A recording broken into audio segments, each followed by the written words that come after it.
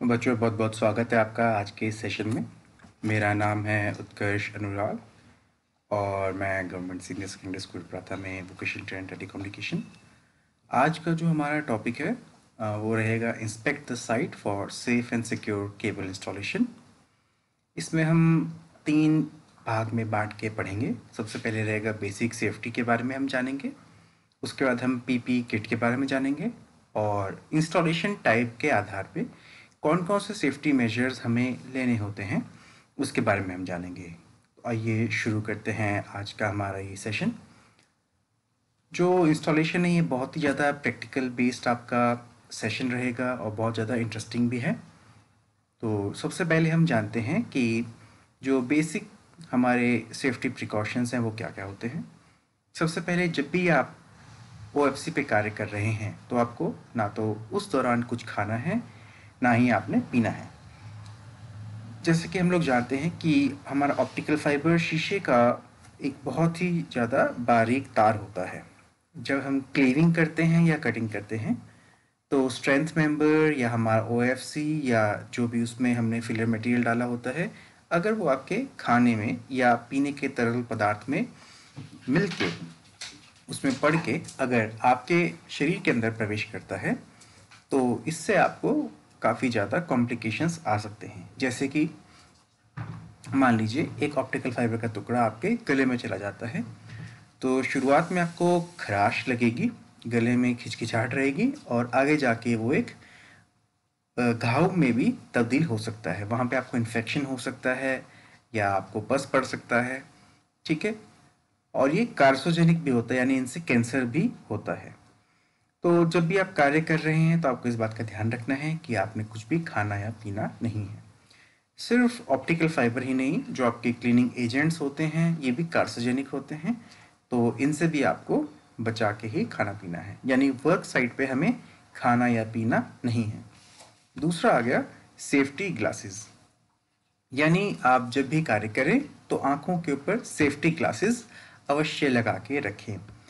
इससे क्या होता है, धूल से तो हमारा बचाव होता ही होता है, जो ऑप्टिकल फाइबर है वो भी हमारी आंखों में प्रवेश नहीं करता है, इससे भी हमारा बचाव होता है। तीसरा आ गया वेयर प्रोटेक्टिव एप्रॉन्स। देखिए, जो प्रोटेक्टिव एप्रॉन्स होते हैं वो ऑप्टिकल फाइबर को आपके कपड़ों से चिपकने से रोकते हैं, और जब भी आप काम ख़त्म करते हैं तो एप्रॉन उतार के आप साइड में रखते हैं। अगर ऑप्टिकल फाइबर गलती से आपके एप्रॉन पे चिपक भी गया है तो वो साइड में एप्रॉन पे रहता है और आप खाना आराम से सेफली खा सकते हैं। या आपको कहीं किसी से मिलना है तो इस बात की आशंका बहुत कम हो जाती है कि आप वो ऑप्टिकल फाइबर का टुकड़ा किसी और को ट्रांसफ़र कर रहे हैं। अगला हमारा है अवॉइड फाइबर एंड्स। देखिए, फाइबर ऑप्टिकल फाइबर का जो एंड है, यानी कि जो उसका कोना है, उससे आपको आँखों को भी बचाना है और अपनी स्किन को भी बचाना है। आँखों को क्यों बचाना है? जैसे कि हम जानते हैं कि जो हमारा सिग्नल होता है वो लेज़र गाइडेड होता है या एलईडी गाइडेड होता है, जिसमें कि ऑप्टिकल पावर बहुत ज़्यादा होती है। अगर ये डायरेक्टली आपकी आँखों में चला जाए तो ये हमारे रेटिना पे गलत असर डाल सकता है।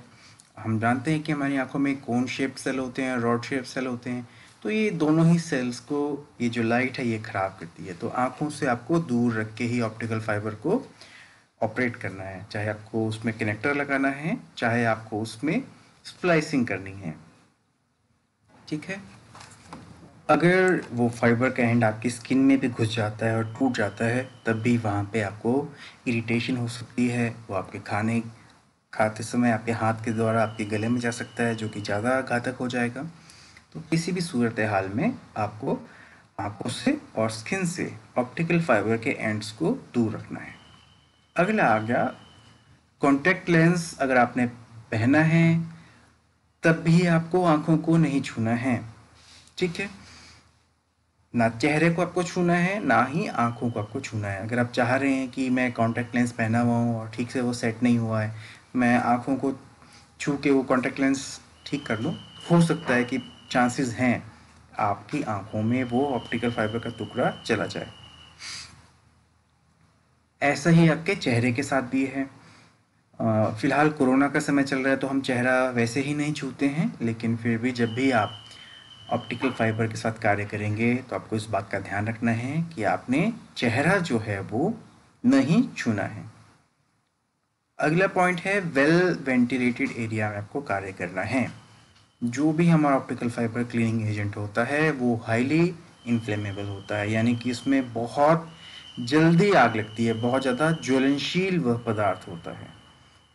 तो आपको इस बात का ध्यान रखना है कि जो भी आपका वर्क स्पेस हो वो एक बंद एरिया ना हो, ठीक है, क्योंकि जब इसके वेपर्स उड़ेंगे, इसका जब वाष्पीकृत होगा तो ये हवा में, अगर इसका डेंसिटी ज़्यादा होगी, आप कहीं से भी कोई चिंगारी आती है तो ये एक धमाके में तब्दील हो सकता है, ठीक है।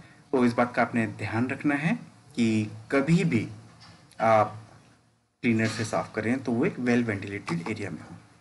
इसका एक और साइड इफेक्ट ये हो सकता है कि अगर आप इसको बहुत ज़्यादा इनहेल करेंगे तो हो सकता है कि आपकी सेंस ऑफ स्मेल पे भी कुछ फ़र्क पड़े, यानी कि सूंघने की शक्ति आपकी कम हो सकती है। कुछ लोगों को इससे चक्कर या उल्टी भी आ सकती है। अगला आ गया कि कई बार, वैसे तो ये बुरी आदत है सिगरेट या बीड़ी पीना, लेकिन कुछ लोगों को ये आदत पड़ जाती है। तो जब भी आप किसी ज्वलनशील पदार्थ के साथ कार्य करेंगे तो आपको ये बीड़ी और सिगरेट नहीं पीना है, ठीक है। अगर गलती से ये आपके पास चिंगारी आपके इस ऑप्टिकल क्लीनर पे चली जाती है तो एक धमाके का ये कारण बन सकता है। अगला आ गया कि डिस्पोजेबल जो होता है हमारा, एक बिन होना चाहिए जिसमें कि आप जो ऑप्टिकल फाइबर साफ करने के बाद जो टिश्यू होता है उसको उसमें रख सकें। अगर वो टिश्यू आप यूं ही फेंक देंगे तो किसी की आंख में जा सकता है, अगर किसी मनुष्य की आंख में नहीं जाएगा तो हो सकता है किसी जानवर की आंख में वो चला जाए।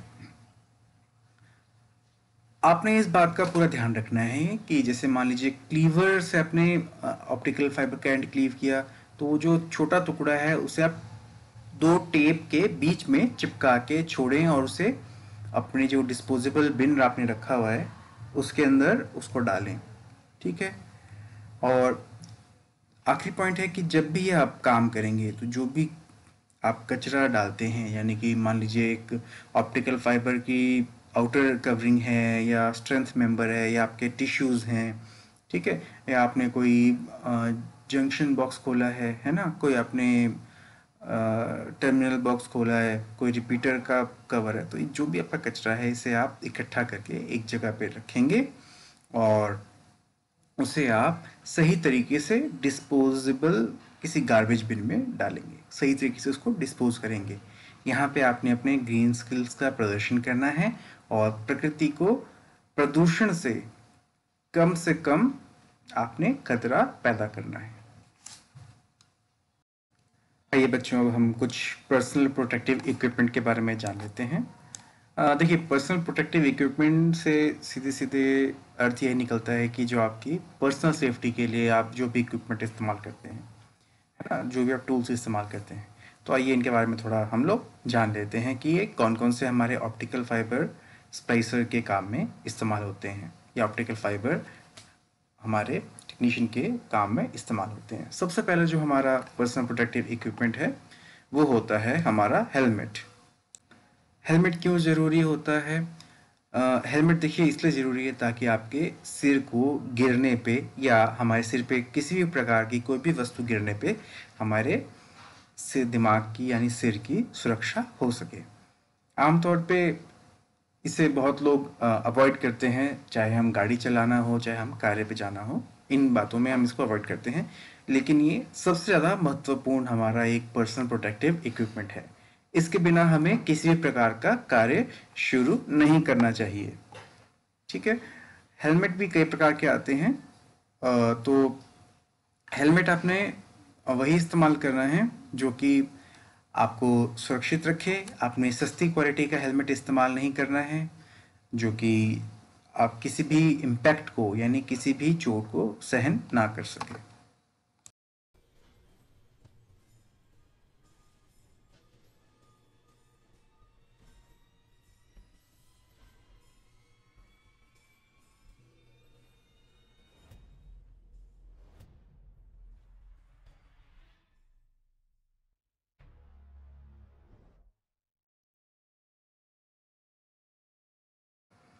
अगला हमारा होता है हैंड प्रोटेक्शन। देखिए, हैंड प्रोटेक्शन के लिए हम ग्लव्स का इस्तेमाल करते हैं। हैंड प्रोटेक्शन की ज़रूरत हमें तब भी होती है जब हम स्प्लाइसिंग कर रहे होते हैं या कनेक्टर हम ऑप्टिकल फाइबर पर लगा रहे होते हैं। इसकी ज़रूरत हमें तब भी पड़ती है जब हम ऑप्टिकल फाइबर को खींचकर एक जगह से दूसरी जगह पहुंचाते हैं। इसकी ज़रूरत हमें तब भी पड़ती है जब हम ऑप्टिकल फाइबर को किसी और तार के साथ बांध के उसको स्ट्रेंथ प्रोवाइड करते हैं। ठीक है, तो हैंड प्रोटेक्शन हमें सही जगह पे सही प्रकार का इस्तेमाल करना चाहिए। अब जैसे कि ये लेदर के हैंड प्रोटेक्शन ग्लव्स हैं, इसका इस्तेमाल आप ऑप्टिकल फाइबर स्प्लाइसिंग के दौरान नहीं कर सकते हैं। लेकिन अगर आपको ऑप्टिकल फाइबर स्प्लाइसिंग नहीं करनी है तो ये लेदर के ग्लव्स आपको काफ़ी आराम देते हैं। जैसे कि आप लोग देख सकते हैं, यहाँ पे जो भी कर्मचारी ऑप्टिकल फाइबर डाल रहे हैं यानी ऑप्टिकल फाइबर लेइंग का प्रोसेस कर रहे हैं, उन सब ने ग्लव्स पहने हुए हैं। ये बहुत ही ज़्यादा आवश्यक है ताकि आपके हाथों की सुरक्षा बरकरार रहे और आपको किसी भी प्रकार की चोट ना आए या फिर वायर की रगड़ से आपके हाथ भी ना जलें। अगला हमारा है eye and face protection. Eye protection बहुत ज़्यादा ज़रूरी है। जैसे हमने पहले भी देखा कि ऑप्टिकल फाइबर उड़ के आपकी आँख में ना जाए, इसके लिए आपको सही प्रकार के सेफ्टी ग्लासेस या गॉगल्स का इस्तेमाल करना है। ठीक है, कई बार हम नीचे होल्स में उतरे होते हैं, ट्रेंचेस में उतरे होते हैं और मिट्टी जो होती है हमारे मुंह पे आ गिरती है, क्योंकि हम ज़मीन के स्तर से नीचे होते हैं। तो ऐसे में भी ये जो है आपकी धूल मिट्टी से आपकी आंखों को बचाव करती है। अगला हमारा है हियरिंग प्रोटेक्शन। हियरिंग प्रोटेक्शन क्यों चाहिए होती है? जब भी देखिए हम ट्रेंचिंग करते हैं ट्रेंचिंग मशीन के ज़रिए या डक बिछाते हैं बोरिंग मशीन के ज़रिए या एयर प्रेशराइज मशीन के ज़रिए हम अपना ऑप्टिकल फाइबर एक जगह से दूसरी जगह भेजते हैं, तो हमें हियरिंग प्रोटेक्शन की ज़रूरत होती है, क्योंकि ये सारी मशीनें जो हैं बहुत ज़्यादा आवाज़ करती हैं।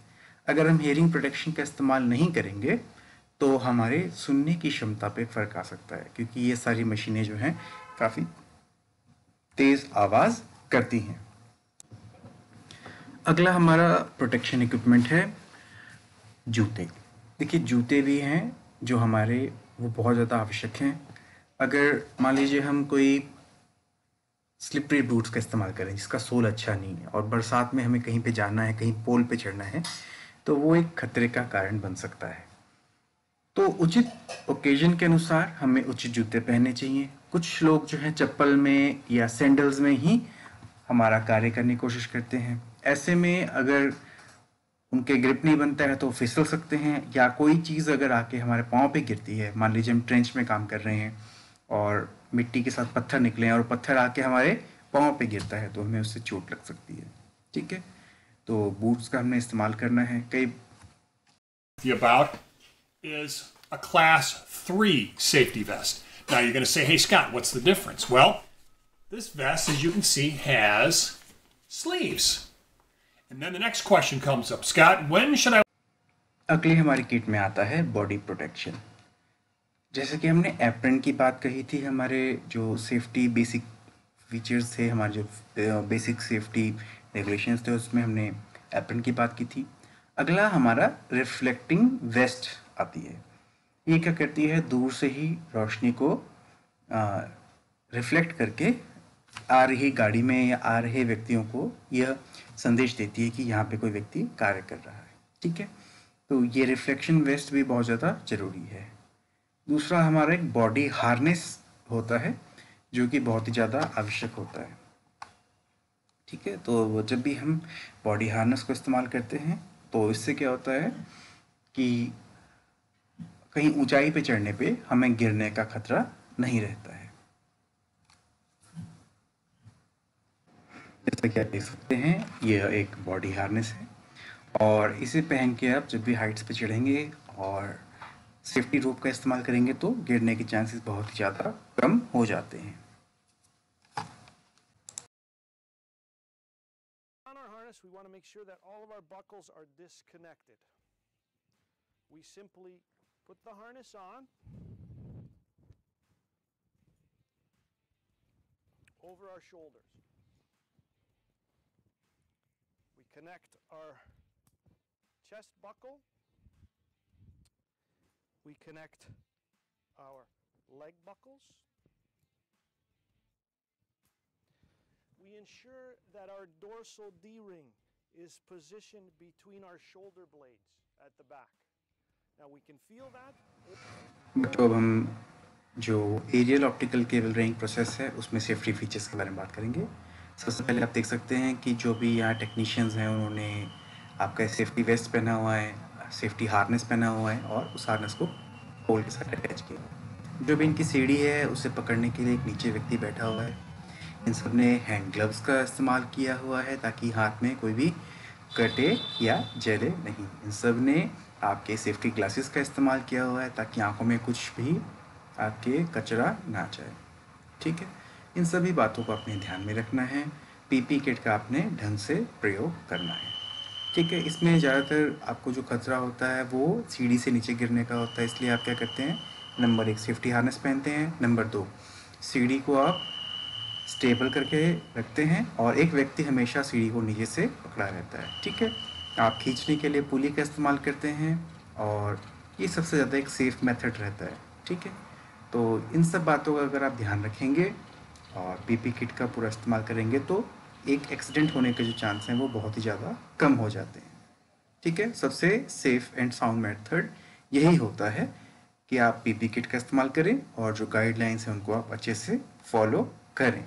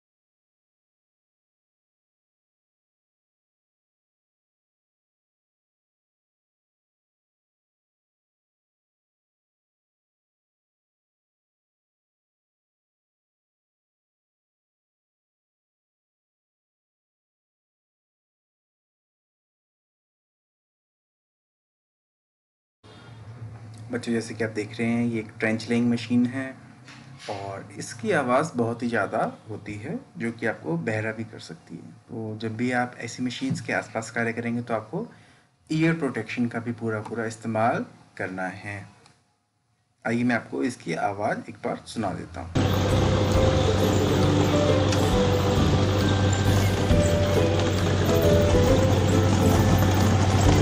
हाथों से